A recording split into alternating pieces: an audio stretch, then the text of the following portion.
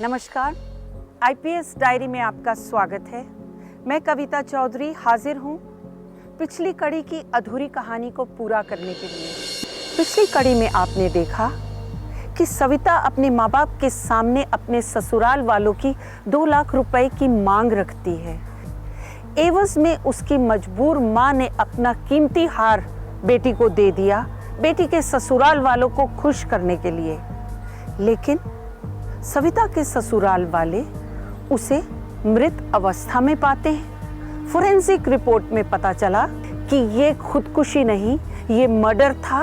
उसकी मौत गला दबाने से हुई है। पुलिस अब ये इन्वेस्टिगेट कर रही है कि वो हार गया कहाँ, और ये भी कि सविता माँ बनने वाली थी, ये बात उसने सबसे छिपाई क्यों। आइए देखें तफ्तीश क्या परिणाम लाई। साहब है अंदर? हाँ जी जनाब, अंदर लाइए। दरअसल मुझे आप लोगों से कुछ जानना है। आपकी बेटी सविता की शादी को 2 या 3 साल हो गए थे।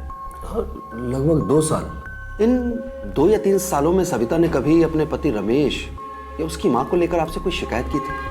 हाँ, यही कि उसका पति जुआ खेलता है। इसी बात को लेकर सविता थोड़ा परेशान रहती थी। मतलब जुआरी था, इसीलिए पैसों के लिए अपनी पत्नी को टॉर्चर करता था।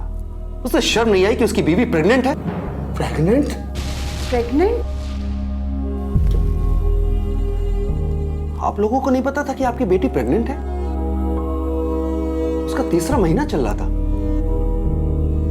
हो सकता है जब वो घर पर आई हो तब उसने आप लोगों से ये बात की हो। नहीं इंस्पेक्टर साहब, सविता मुझे हर एक बात बताया करती थी, लेकिन इतनी बड़ी बात। रमेश और उसकी माँ को पता था क्या? नहीं, पोस्टमार्टम रिपोर्ट के बाद हम लोगों ने ये बात उनको बताई थी। एक बात मेरी समझ में नहीं आ रही कि आखिर सविता ने प्रेगनेंसी वाली बात हमें बताई क्यों नहीं। मैंने कहा कि सविता ने हमसे प्रेगनेंसी की बात छुपाई क्यों?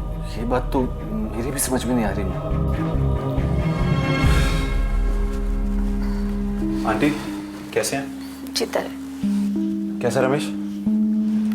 चलिए फटाफट से आप हाथ मुंह धो लीजिए और खाना खा लीजिए। तूने तकलीफ क्यों की बेटा?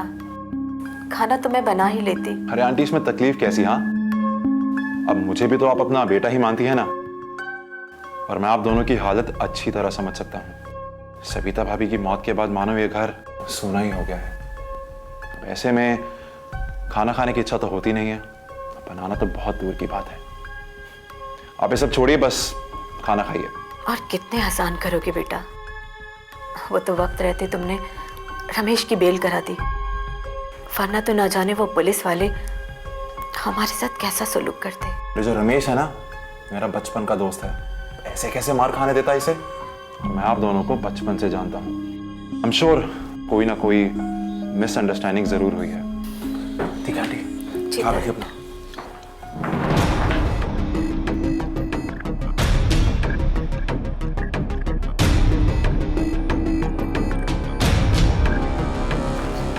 वाह रमेश बाबू, माता जी, सविता के कत्ल से बचने के लिए क्या कहानी बनाई है। इंस्पेक्टर साहब, मेरे घर में मेरी बीवी की मौत हुई है और आपको ये सब कहानी लगती है?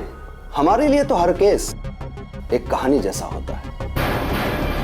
मुलजिम अपने आप को बचाने के लिए अलग अलग कहानियां बताता है, और हम उस कहानी के जरिए क्लाइमेक्स तक पहुंच जाते हैं। लेकिन ये सब कहानी नहीं है इंस्पेक्टर साहब। तो फिर बता दीजिए कि हकीकत क्या है। क्या आपकी पत्नी सविता ने आपको नहीं बताया था कि वो मां बनने वाली है? इंस्पेक्टर साहब, इसी बात को लेकर तो हम दोनों माँ बेटे परेशान हैं। समझ में नहीं आ रहा कि आखिर सविता ने हमसे ये प्रेगनेंसी की बात छुपाई क्यों? देखिए रमेश बाबू, जुर्म जितना बड़ा हो उसका खुलासा देर सवेर हो ही जाता है, और इस केस का भी होगा। इंस्पेक्टर साहब, मैं रमेश और सुमित्रा आंटी को बड़ी अच्छी तरह से जानता हूँ सर। वो लोग ऐसा बिल्कुल नहीं कर सकते। और सविता भाभी भी तो हमेशा वहाँ खुशी नजर आती थी। हो सकता है वो अंदर से दुखी हो और ऊपर से खुश होने का दिखावा करती है। हो भी सकता है सर, लेकिन सर मुझे नहीं लगता कि रमेश सविता भाभी का खून कर सकता है। हाँ सर, उसमें एक लत है। वो जुआ बहुत खेलता है सर, और अक्सर उसमें हार जाता है। इसी के चलते सर उसने कई दफा चांद से पैसे उधार लिए हैं, लेकिन सर बाद में वो लौटा भी देता है। चांद?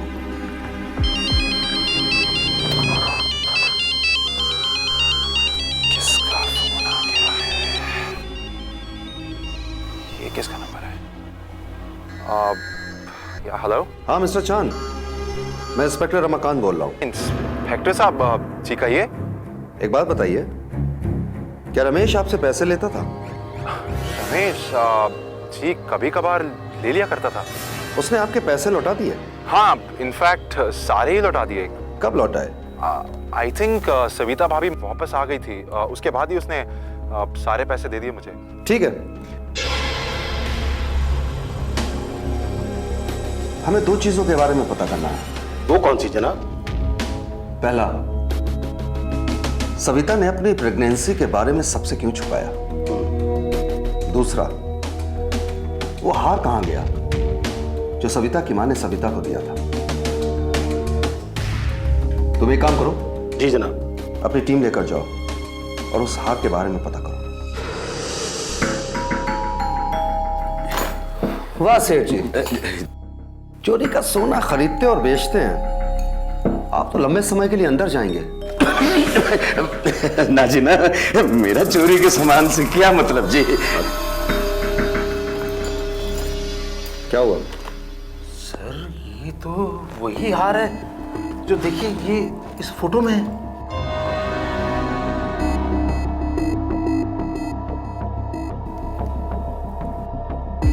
एक काम करो, यस सर। सविता के मम्मी पापा को फोन करो। ये हार आपका है ना?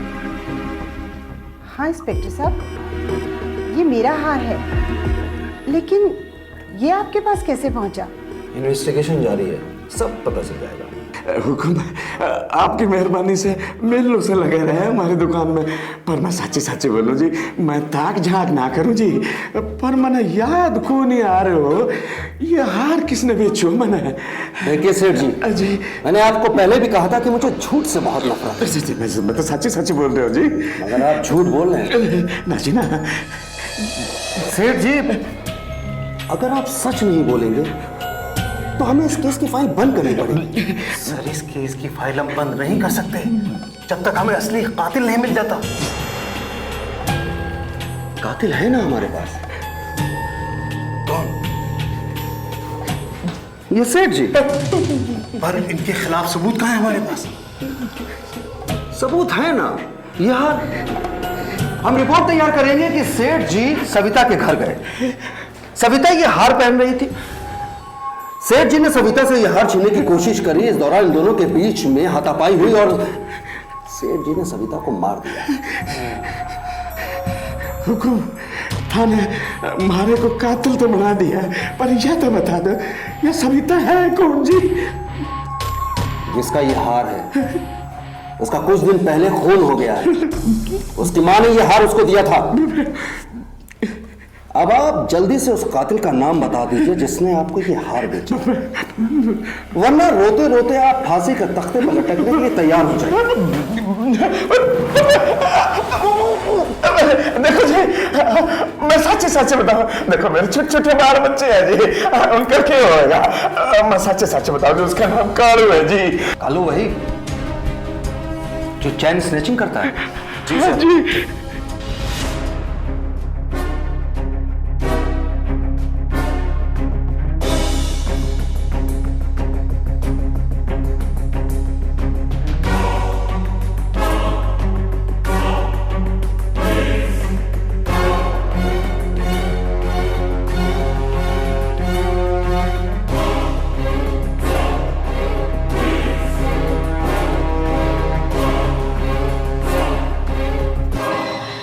ये क्या है? नेकलेस है मेरी जान। नेकलेस? रहने दे। पिछली बार भी तू लाया था, पहनाकर रात में सोते टाइम उतार के भाग गया था। मुझको नहीं चाहिए नेकलेस। अरे मेरी जान, वो नेकलेस जो था ना, लफड़े वाला था। अरे लफड़े वाला नेकलेस पहनकर तू बाहर जाती तो क्या होता है? अरे पुलिस पकड़ लेती तेरे को। और ये मैंने तेरे लिए रोकड़ा देकर खरीदा है। रोकड़ा देकर? ये नेकलेस तो रोकड़ा से लाया? तू और रोकड़ा?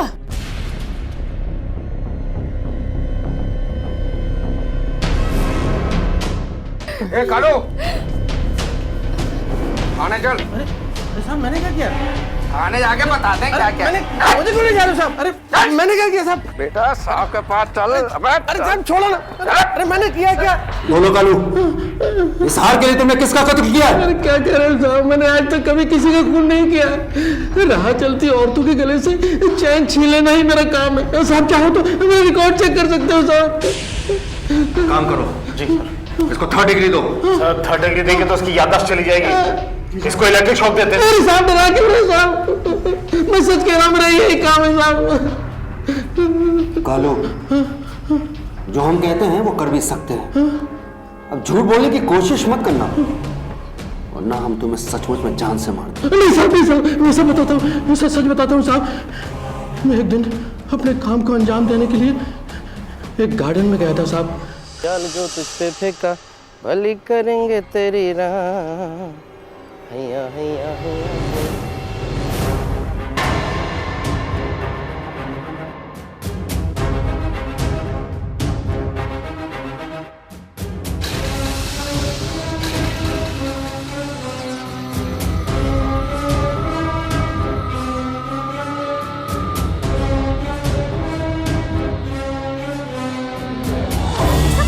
चलेगा? हाँ, तुम मेरी प्रॉब्लम क्यों नहीं समझ रहे हो?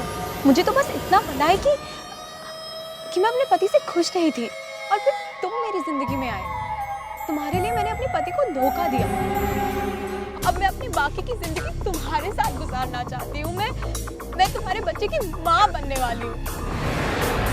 ये सब जब रमेश को पता चलेगा तो पता नहीं क्या होगा। मुझे तो बहुत डर लग रहा है।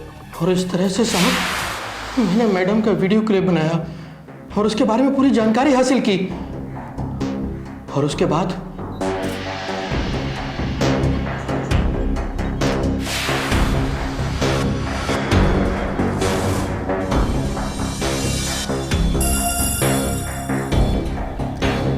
हेलो मैडम जी, वीडियो क्लिप तो आपको मिल गया होगा ना?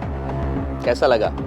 वो क्या है ना कि मेरे मोबाइल की वीडियो क्वालिटी अच्छी नहीं है, आईफोन नहीं है ना मेरे पास।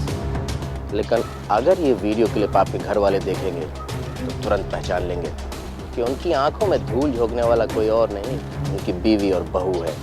अगर आप इस राज को राज रखना चाहते हैं तो मुझे इसकी कीमत चाहिए। ज़्यादा नहीं, सिर्फ 2 लाख रुपए। और अभी मैं वहीं पर खड़ा हूँ जहाँ आप अपने उससे मिलने आई थी। तुम वहीं रुको, मैं अभी आती हूँ। तुम मुझे ब्लैकमेल करोगे? मैं तुम्हें जान से मार डालूंगी। देखो, जो तुम कर रहे हो वो ठीक नहीं है। अच्छा, और जो तुम कर रही हो वो? शादी किसी और से, प्यार और बच्चा किसी और से। अगर तुम्हें कंफ्यूजन है तो चलो दुनिया वालों से पूछते हैं। अरे मैडम, मैं तो पुलिस स्टेशन जाने के लिए भी तैयार हूँ। वो क्या है ना कि लोगों को ब्लैकमेल करने के लिए मेरे फ़ोन में जो क्वालिटी चाहिए वो है नहीं, इसलिए मुझे फ़ोन खरीदना है। सिर्फ 2 लाख रुपए चाहिए। 2 लाख। मेरे पास पैसे नहीं है। तो सोच लो, मैं तुम्हें 2 दिन का टाइम दे रहा हूँ। अच्छा हाँ, तुम्हारे पति का नाम रमेश है ना? और सासू माँ का सुमित्रा देवी। और उन दोनों का नंबर मेरे पास है। सिर्फ ये बताओ कि ये हार तुम्हारे पास कैसे आया? मैडम ने एक दिन फोन करके मुझे गार्डन में बुलाया।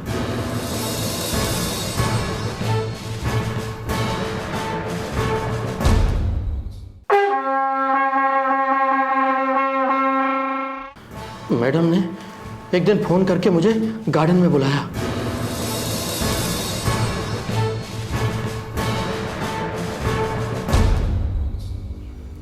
क्या ये है? अरे मैंने तुमसे रोकड़ा मांगा था और मेरे पास इतना टाइम नहीं है इसे कहीं बेचने के लिए जाऊं। इसकी कीमत 2 लाख से ज़्यादा ही है और मेरे पास तुम्हें देने के लिए सिर्फ यही है।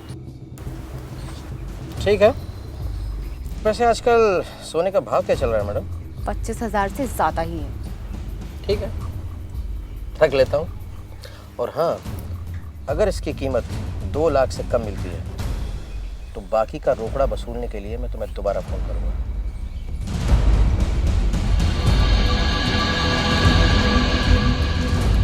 वो कहाँ से लाई थी, किसका था वो हार, इसके बारे में मुझे कुछ पता नहीं साहब।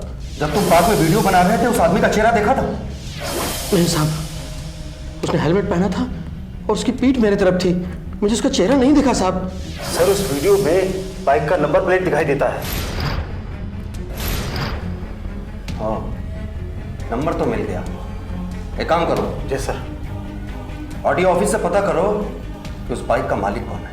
हाँ, वो बाइक मेरी है वो बाइक। मैं आपसे कितनी बार कह चुका हूं कि मैं वहां पर नहीं गया था सर, मैं नहीं गया था। जब तुम वहां पे नहीं गए थे तो तुम्हारी बाइक वहां कैसे पहुंची? सर 23 अगस्त को मेरे साले की शादी थी और मैं पूरा टाइम वहां पर था। अगर आपको मेरी बात पर यकीन नहीं होता तो आप शादी का फुटेज मंगाकर देख सकते हैं। हर क्राइम से पहले सारी प्लानिंग होती है। ये कोई बड़ी बात नहीं कि तुम शादी में भी हो और गार्डन में भी। शादी कहां थी? सर ऐश्वर्या हॉल में।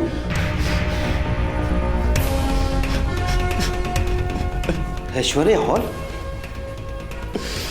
ऐश्वर्या हॉल तो गार्डन से 7 किलोमीटर की दूरी पे है। तो यह मुमकिन है कि तुम शादी में अपना चेहरा दिखाकर गार्डन में सविता से मिलने गए। नहीं सर, मैं आपसे सच कहता हूं, आप किसी से भी पूछ सकते हैं, मैं शादी में था। यही तो मैं जानना चाहता हूं कि जब तुम शादी में थे तो तुम्हारी बाइक वहां कैसे पहुंची? तुम हमारी आंखों में धूल नहीं झोंक सकते। तुमने अपने दोस्त के साथ धोखा किया है, उसकी बीवी से प्यार का नाटक किया, सविता को धोखा दिया। नहीं सर, आप ये इल्जाम मेरे पे कैसे लगा सकते हैं? सविता भाभी को मैं अपनी भाभी नहीं बल्कि अपनी बहन मानता था। वो मर गई तो बहन, तुमने रिश्तों को बदनाम किया है चांद। तुमने अपने दोस्त की बीवी के साथ प्यार का नाटक किया। सविता के पेट में तुम्हारा बच्चा था। दुनिया के सामने तुम्हारी सच्चाई ना आ जाए इसलिए तुमने सविता को मार डाला। बोल! सर अबे कैसे अनाप शनाप इल्जाम लगाए जा रहे हैं मुझ पर? सच कह रहा हूं, आप जो भी कुछ कह रहे हैं ना वो सब गलत है सर, वो सब गलत है। मैं सोच भी नहीं सकता कि सविता भाभी ऐसी निकलेंगी। आप ही बताइए, मेरे दोस्त रमेश और आंटी जी को ये सब पता चलेगा तो क्या बीतेंगे सर, क्या बीतेंगे? चांद, उनके बारे में सोचना छोड़ो और अपने बारे में सोचो। अब जल्दी से सच सच बता दो, वरना उगलवाने के और भी तरीके मुझे आते हैं। बोलो! सर मैं आपसे कितनी बार कह चुका हूं, मैंने कोई खून नहीं किया, कोई खून नहीं किया।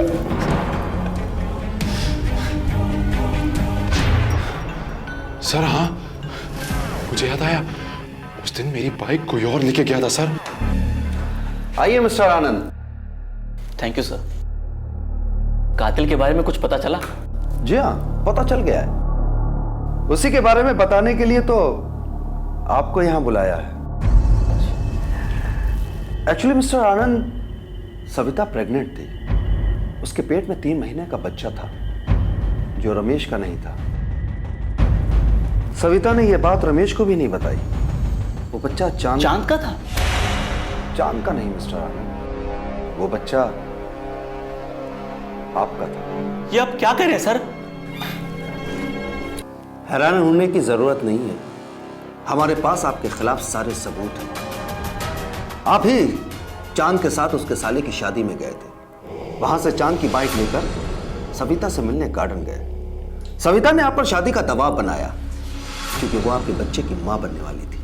लेकिन अफसोस मिस्टर आनंद, उस गार्डन में कालू ब्लैकमेलर मौजूद था जिसने आप लोगों की सारी बातें फोन पर रिकॉर्ड कर ली।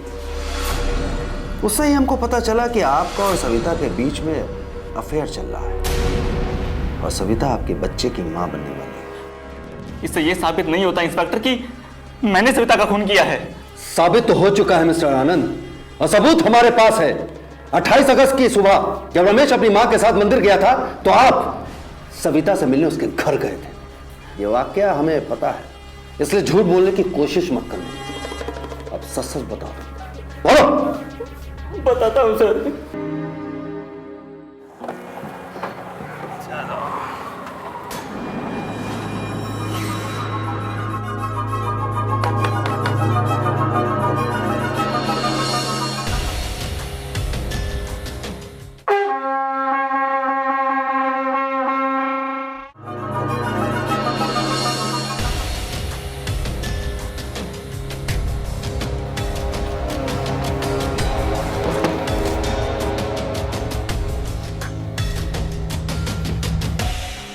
सविता डार्लिंग।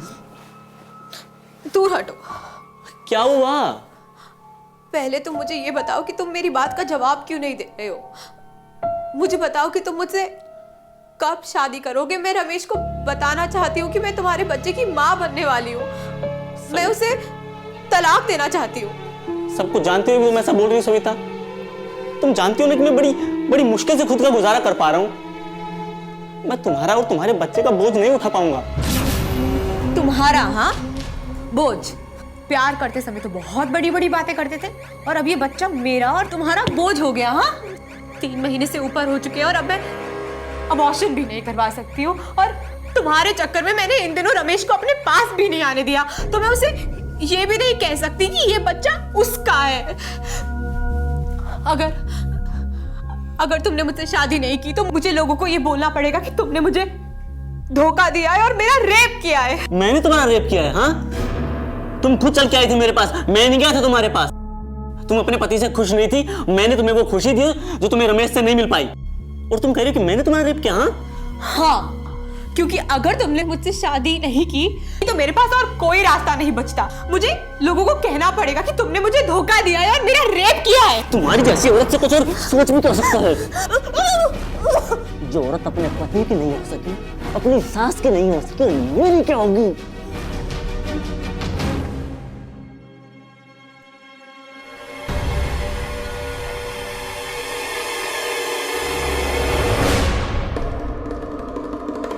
और वो मर गई सर।